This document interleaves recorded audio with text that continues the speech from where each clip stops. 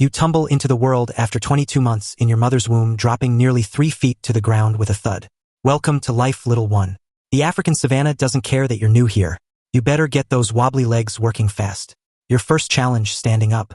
It sounds simple, but when you're 200 pounds of uncoordinated baby elephant, it's quite the task.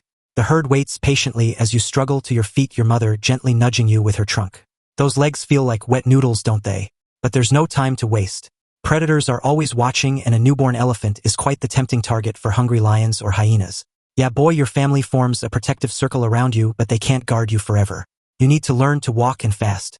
After what feels like an eternity of stumbling and falling but is actually just a few hours, you finally manage to stay upright. Congratulations.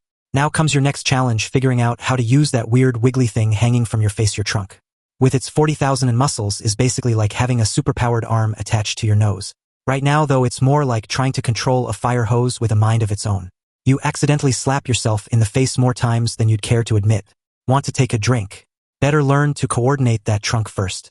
Your first attempts at drinking water are, well, let's just say you end up wearing more water than you manage to get in your mouth.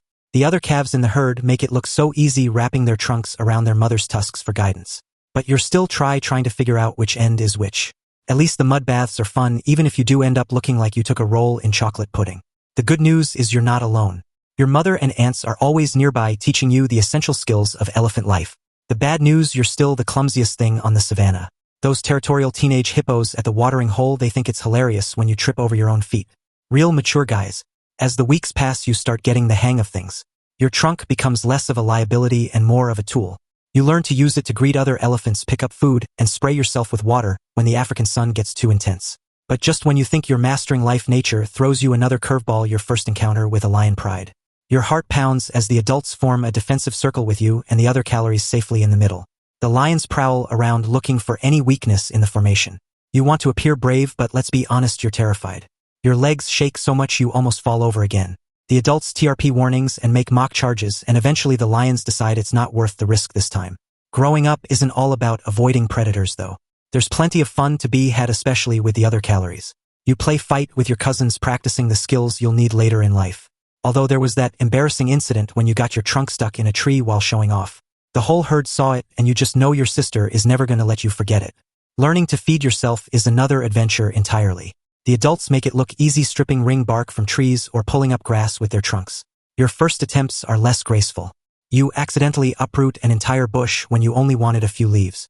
And sometimes you forget to shake the dirt off your food before eating it. Gritty greens, anyone. The seasonal changes bring new challenges. During the dry season, the herd has to travel farther to find water and food. These long TS are exhausting for your young legs, and sometimes you have to walk for days before reaching the next watering hole. The dust gets in your eyes, your feet hurt, and you're constantly thirsty. But there's no calling for a break. The herd moves as one, and you have to keep up. Mud becomes your best friend during the hot season. It's not just about cooling off. It's also nature's sunscreen and bug repellent. But there's an art to mud bathing that takes time to master. Your first few attempts leave you looking like a spotted hyena with patches of mud in all the wrong places. At least you're not the calf who got mud in their trunk and sneezed it all over the matriarch. That was hilarious when it wasn't you. As you grow, you start learning the complex social rules of elephant society. It's like being enrolled in the world's strictest finishing school, except your teachers are several tons heavier and have perfect memory of every social faux pas you've ever committed. Remember that time you accidentally interrupted the matriarch's drinking time? Yeah, she remembers too. The older you get, the more responsibilities you're given. Suddenly you're expected to help watch the younger callus. It sounds easy until you realize that baby elephants are basically chaos incarnate with trunks. Try keeping 3 overexcited calories from wandering off while also avoiding that grumpy old buffalo who's claimed the best shade tree. It's like herding cats, except the cats weigh 200 pounds each and have no sense of self-preservation. Then comes adolescence, and with it a whole new set of challenges. For young males, it's particularly tough. Around age 125, you're expected to leave the only family you've ever known and strike out on your own. Talk about harsh. No more protection from the herd. No more aunties to show you where to find the best food. And definitely no more mud bath buddies. You have to find your own way in the world. Joining up with other young males or trying to integrate into new herds. Females stay with their birth herd, but that doesn't mean life gets any easier. There's a strict hierarchy to learn, complex social bonds to maintain, and the constant pressure of living up to your family's expectations. Plus, there's the whole matter of finding a mate, which involves a lot of awkward trunk touching and even more awkward family introductions. The years pass and you watch new generations face the same challenges you once did. You see them stumble on their first steps, splash water all over themselves while learning to drink and make the same mistakes you once made. But now you understand why the adults were so patient with you. Because that's just what elephants do. We look out for each other.